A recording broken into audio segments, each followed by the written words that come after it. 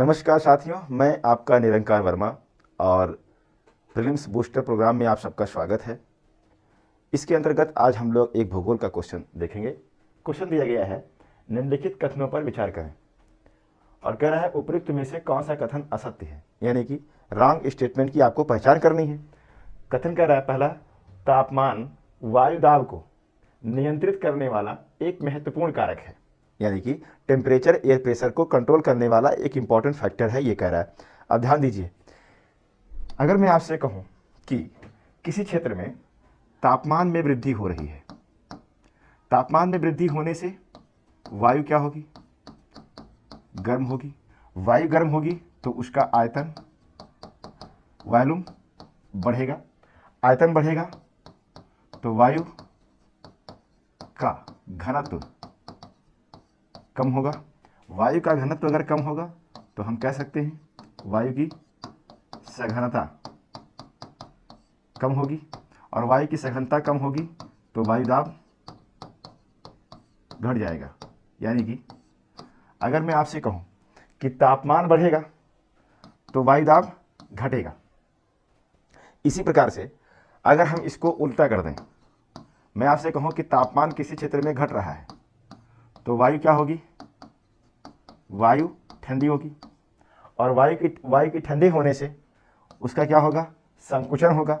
वायु का संकुचन होगा। वायु का संकुचन होगा तो उसका वायु का घनत्व बढ़ जाएगा, और वायु का घनत्व अगर बढ़ेगा तो हम कह सकते हैं वायु की सघनता बढ़ जाएगी, और वायु की सघनता बढ़ेगी तो वायु दाब बढ़ेगा। यानी कि ऐसी स्थिति में यहाँ पर हाई प्रेशर बनेगा और यहाँ पर क्या है? लो प्रेशर है। तो हम ये कह सकते हैं कि तापमान अगर बढ़ेगा तो वायु गर्म होगी। वायु गर्म होकर के क्या होती है? वो फैलने लगती है। तो फैलने का मतलब कि उसका आयतन वॉल्यूम उसका बढ़ रहा है, और वॉल्यूम बढ़ रहा है इसका मतलब उसकी डेंसिटी घट रही है, और डेंसिटी घटने का मतलब है कि वायु की सघनता वो क्या हो रही है? कम हो रही है। तो जाहिर सी बात है कि वायु की सघनता कम होती है तो वायु दाब भी घटेगा, क्योंकि वायु की सघनता से वायु दाब का सीधा संबंध होता है। यानी कि अगर वायु की सघनता बढ़ेगी तो वायु दाब भी बढ़ेगा, लेकिन यहाँ पर वायु की सघनता घटेगी तो वायु दाब भी घटेगा। इसका मतलब यहाँ पर लो प्रेशर बनेगा। तो जहाँ हाई टेम्परेचर वहाँ लो प्रेशर। इसी प्रकार से अगर मैं आपसे कहूँ कि तापमान कम हो गया तो वायु क्या होगी? ठंडी होगी, और वायु ठंडी होगी तो वायु का संकुचन होगा, कॉन्ट्रैक्शन होगा, और संकुचन होने से वायु का घनत्व डेंसिटी क्या होने लगेगी? बढ़ेगी, और डेंसिटी बढ़ेगी इसका मतलब वायु की सघनता बढ़ रही है, और वायु की सघनता बढ़ती है तो वायु दाब भी बढ़ता है। यानी कि तापमान वायु दाब को प्रभावित करने वाला एक महत्वपूर्ण कारक है। हाँ, यहाँ पर ध्यान रखिएगा कि सिर्फ तापमान ही वायु दाब को नियंत्रित करने वाला एक फैक्टर नहीं है, और भी कुछ फैक्टर हैं, उसको भी हम आगे देखते हैं। तो इस आधार पर हम कह सकते हैं कि यह वाला कथन क्या है? सही है।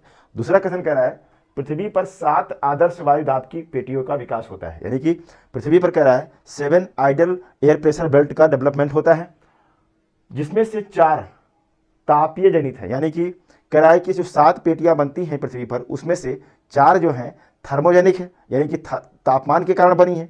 तो अब इसको देखिए ध्यान से, अगर हम सारी पेटियों को देखें तो इसको देख लीजिए, पृथ्वी पर 7 आदर्श वायु दाब की पेटियां दिख रही हैं। अगर हम इसको कहें तो ये 0 डिग्री है, यहाँ पर ये 30 डिग्री है, ये 60 डिग्री है, और ये 90 डिग्री है। इसी प्रकार से यहाँ पर 30 डिग्री, ये 60 डिग्री, और यहाँ पर ये 90 डिग्री। अब ध्यान दीजिएगा, विषुवत रेखीय क्षेत्र में यानी 0 डिग्री अक्षांश पर बनने वाली जो पेटी है इसको कहते हैं विषुवत रेखीय निम्न वायु दाब, यानी इक्वेटोरियल लो प्रेशर बेल्ट का डेवलपमेंट होता है। वहीं 30 डिग्री पर देखिए तो इसको कहते हैं उपोष्ण कटिबंधीय उच्च वायु दाब, यानी कि सब ट्रॉपिकल हाई प्रेशर बेल्ट का डेवलपमेंट हुआ है। वहीं पर 60 डिग्री पर अगर देखिए तो इसको कहते हैं उपध्रुवीय निम्न वायु दाब, यानी कि सब पोलर लो प्रेशर बेल्ट का डेवलपमेंट हुआ है। वहीं पर अगर 90 डिग्री पर देखिए तो यहाँ पर क्या है? ध्रुवीय उच्च वायु दाब, यानी कि पोलर हाई प्रेशर का निर्माण हुआ है। तो जैसे उत्तर में है ऐसे दक्षिण में है। हम कह सकते हैं कुल मिलाकर के कि भाई यहाँ पर ये लो प्रेशर की बेल्ट है, यहाँ पर ये हाई प्रेशर की बेल्ट है, ये लो प्रेशर की बेल्ट है और ये हाई प्रेशर की बेल्ट है।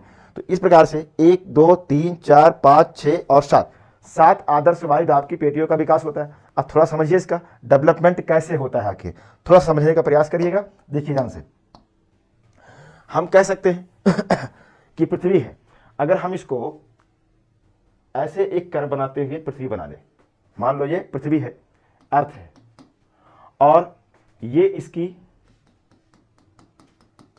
क्षोभ सीमा है। यहां पर मान लेते हैं 0 डिग्री, ये मान लेते हैं 30 डिग्री, ये मान लेते हैं 60 डिग्री, यहां पर मान लेते हैं 90 डिग्री। इसी प्रकार से यहां पर भी 30 डिग्री, ये हो जाएगा 60 डिग्री और ये हो जाएगा 90 डिग्री। अब देखिए क्या क्या होता है। 0 डिग्री पर आप जानते हो कि सूर्य तप की मात्रा सर्वाधिक प्राप्त होती है।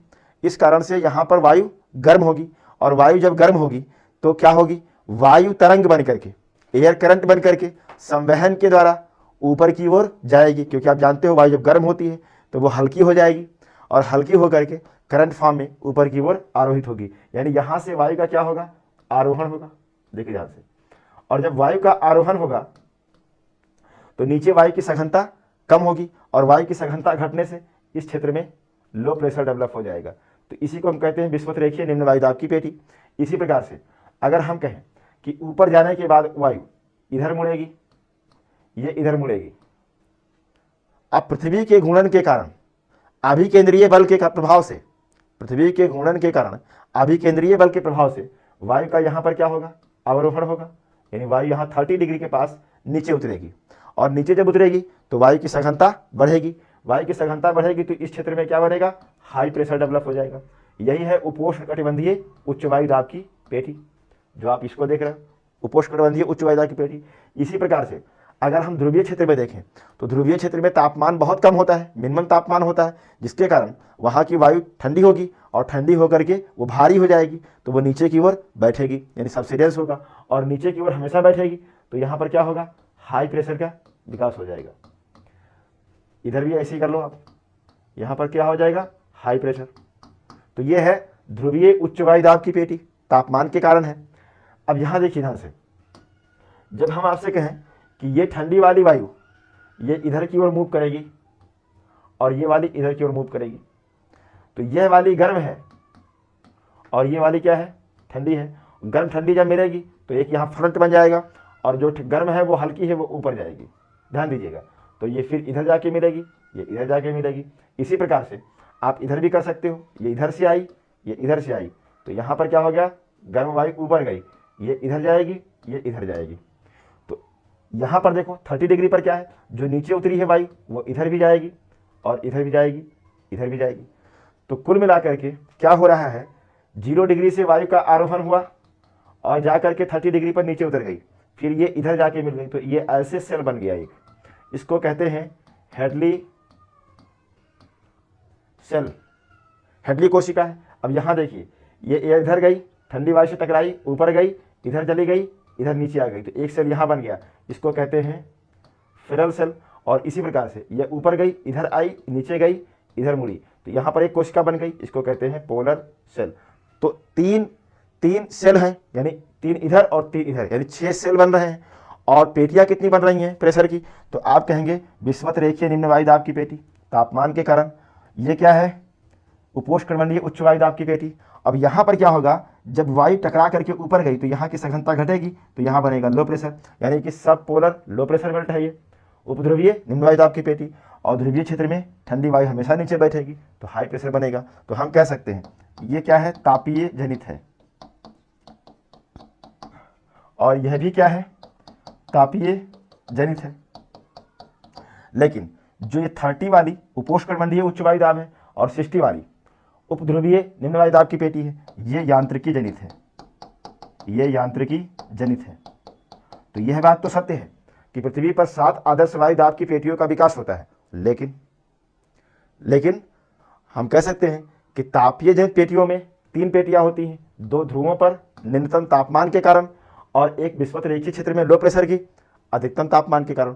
तो 3 तापीय जनित होती हैं और 2 इधर 2 इधर, ये 4 क्या है, यांत्रिकी जनित पेटी का विकास होता है।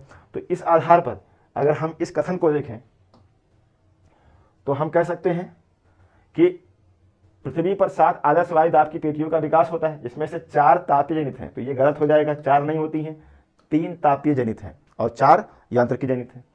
विषुवत रेखीय निम्न वायु दाब की पेटी एक तापीय जनित पेटी है। आप पढ़ चुके हो, यह कथन भी क्या है, सत्य है। तो इस आधार पर अगर देखा जाए 1 और 3 दो सही है। अब पूछ रहा है कौन सा कथन असत्य है, तो आप कहेंगे केवल और केवल 2, यानी कि डी ऑप्शन इसमें करेक्ट होगा।